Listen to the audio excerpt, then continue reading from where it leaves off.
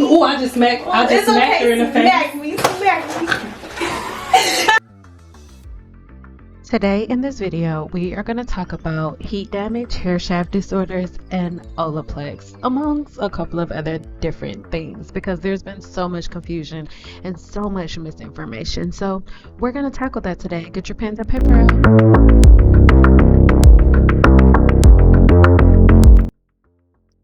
Before we get started, make sure you go ahead and subscribe here to my channel, give this video a thumbs up, and click on that bell notification so YouTube knows that you want to see videos from my channel. This video is about 4 years old. I was retired, but I would do pop-ups for content, right? And this was one of my regular clients when I was behind the chair. And as you can see, her hair is absolutely beautiful, but with her job and all the things that she had going on, it did cause her to begin to develop a mild hair shaft disorder. So we use Olaplex 1 and 2 as a treatment on her hair. I need you guys to check the links in the description box below on the videos about the Olaplex controversy and stop believing everything that you hear. Okay, the leave-in conditioner that I am using on her hair, or that I recommend you to use on yours, is one of my favorites, Kimra, and I will have you know that your leave-in conditioner is the heat protected for the blowout. This is why you don't see in any of my silk press videos me adding a bunch of products. This is the hair shaft. This is what your hair's cuticle looks like. It's absolutely beautiful. So imagine putting all of these products and just layering them on top of the hair shaft is gonna do more harm than good. That is why for the perfect weightless silk press, you want to make sure that you're adding as little product as possible. This is why the more product you add, the worse off your silk press is. And this is also how heat damage happens, because you go in with your curls all intact and you think your hair is healthy, but really under an electron microscope, this is what your hair shaft actually looks like. But you go in for a silk press and the cosmetologist doesn't know that you have that hair shaft disorder because this is under an electron microscope. So what happens is you go ahead, get heat applied to your hair, and then you have this hair shaft disorder, which means that there is nothing protecting the cortex of your hair shaft. And within the cortex of your hair shaft is where the bonds live that make your hair curly. The more disulfide bonds you have within your hair, the curlier your hair is. So if your cuticle layer is bust open, as it is in this picture of different hair shaft disorders, there is nothing protecting the cortex. So the second heat from either a blow dryer or heat from a flat iron goes on your hair is breaking off, right? And you don't know this. You don't really understand hair shaft disorders and how they work. So the first thing you do is say, oh, well, I use this product and it made my hair or I used a flat iron and it broke off my hair. This is somebody from over on my website, right? Cynple Land. And she thought that her curly hair was healthy until she went and straightened it out. And then this is what it looked like underneath. So a lot of times you think that just because your hair is curly that is healthy, and that is not true. This is something that most people need to understand. And with the Team Natural and everything that everybody's been doing, it has everybody locked in this box like, this is the only way I can ever wear my hair. I can never wear my hair any way else, because if I do, I'm not proud of myself or I'm damaging my hair. Where in reality, that is not true. Your hair is so powerful and magnificent, but you have to treat it right. I know you saw Patreon, but I don't do Patreon anymore. This video, like I said, is about 4 to 5 years old.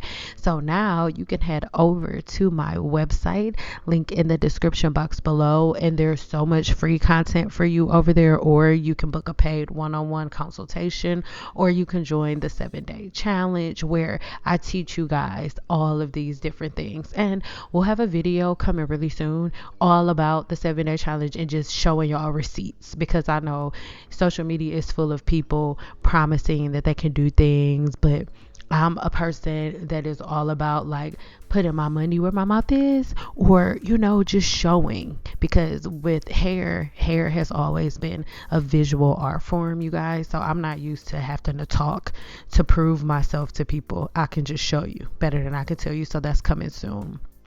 Right now, as I am straightening her hair, I'm not straightening her hair because she doesn't like to wear her hair curly. What I am doing is temporarily resetting these bonds. And as I reset these bonds, what I am doing is allowing her hair to be stretched completely so I can see the true density of her hair. Because remember, you're only supposed to cut hair when it is stretched.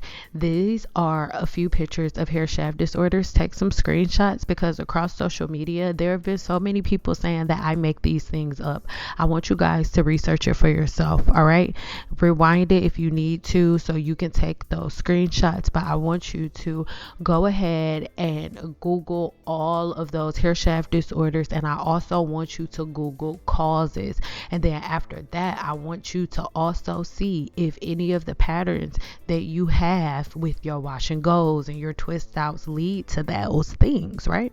When I was standing behind a chair, I would have women who had hair shaft disorders that looked like this picture, and they would come for a consultation because I required consultations before silk presses because of this reason. I wasn't just a cosmetologist, I was a specialist in hair shaft disorders and scalp disorders. So people had to book consultations first. New clients, I needed to see what was going on, because if people had hair shaft disorders from wash and goes or from sleeping in products and sleeping in wet hair and different bacteria infections, which we're going to talk about in a split second, then their hair shaft is literally being eaten alive by certain bacteria or certain acids by homemade products that they've made, that I wasn't putting myself in harm's way, because the women who had these hair shaft disorders would flat iron their hair, and I wouldn't be able to see it unless they had a consultation and I looked at it under a microscope, and then boom, you blame it on me.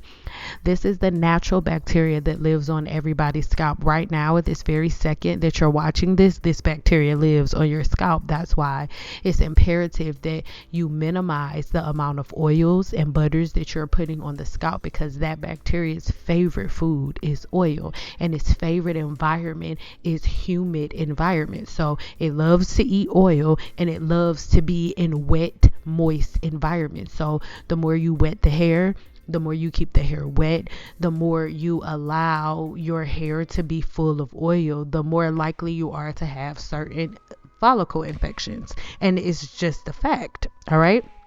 So as I'm straightening her hair, the products that I use on her hair are weightless, and the products that I am using on her hair are tools, you guys.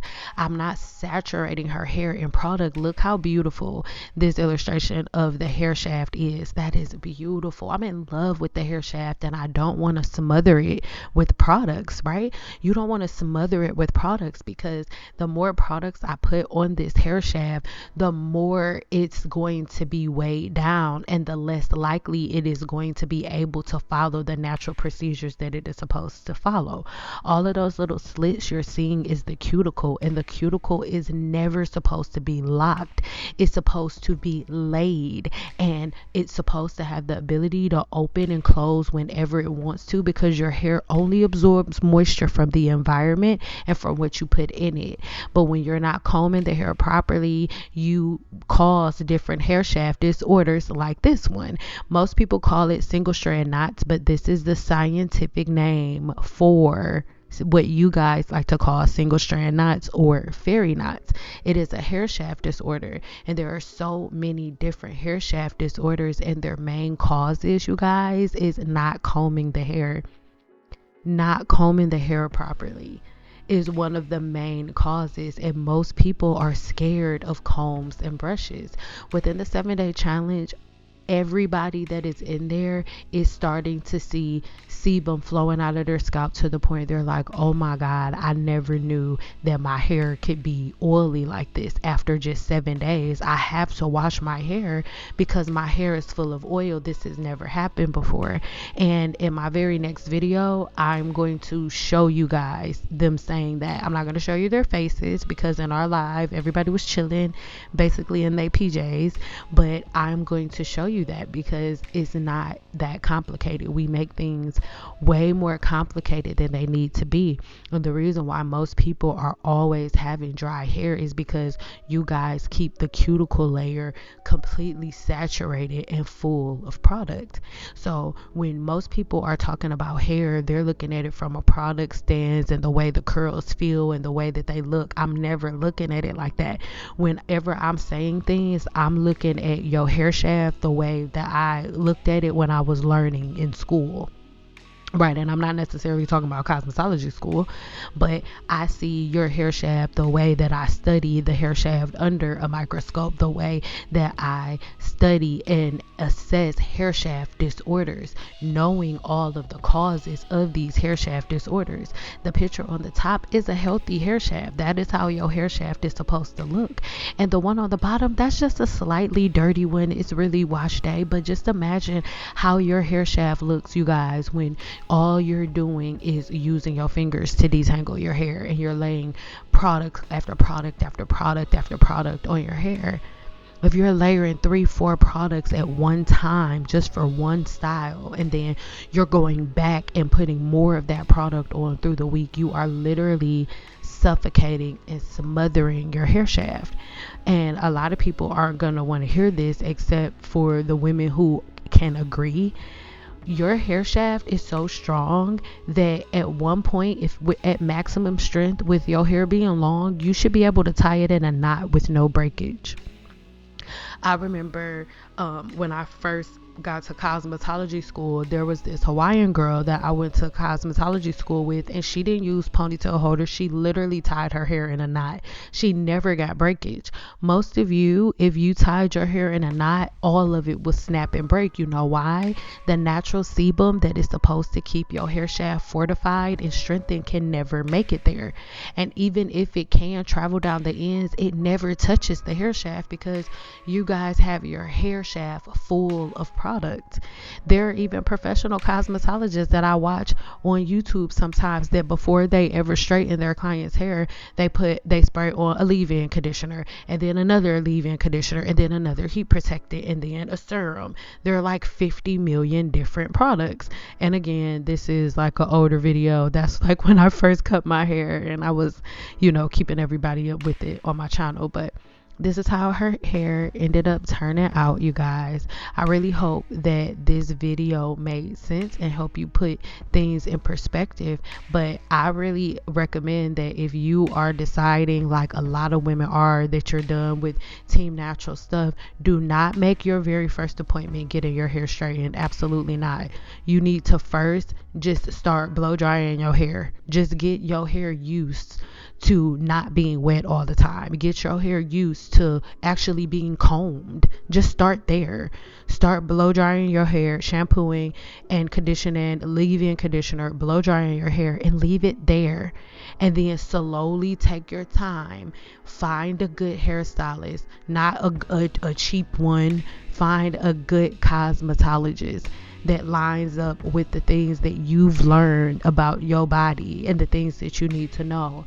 This is something that they really, really have grasped in the 7-day challenge, and they're been able to find amazing cosmetologists because they know what they're looking for. So they go, and it's unfortunate, a lot of the women in my 7-day challenge, they've went to multiple consultations and had to walk out because cosmetologists are recommending milkshakes in the hair and putting applesauce in it and pickle juice and apple cider vinegar rinses. So they're like, okay, you're not for me. I want somebody that knows the science. But then there are women who found cosmetologists like me. You can do it too.